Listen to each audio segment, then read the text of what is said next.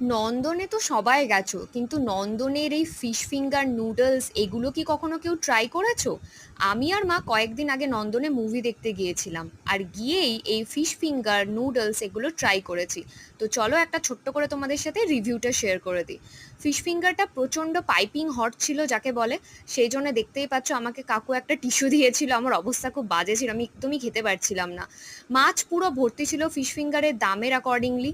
তো তোমরা ট্রাই করতেই পারো, এক প্লেটে ওই 3টে 4টে এরকম মতো থাকছে, ঠিকঠাক খেতে বেশ ভালোই।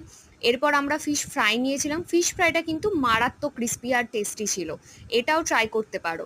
এরপর আমরা নিয়েছিলাম চাউমিন, এগ নুডলস নিয়েছিলাম, যেটার দোকানে তো প্রচণ্ড ভিড় থাকে সব সময়, নন্দনে গেলে অন্তত চাউমিনটা প্লিজ ট্রাই করো, দোকানটাতে সবসময় ভিড় লেগে থাকে। এক প্লেটে যথেষ্ট কোয়ান্টিটি দেয়, দেখতেই পাচ্ছ, মাকেও আমি জিজ্ঞেস করেছি, মায়েরও নুডলসটা বেশ ভালো লেগেছে। তো চলো আজকের রিভিউ এই অবধি।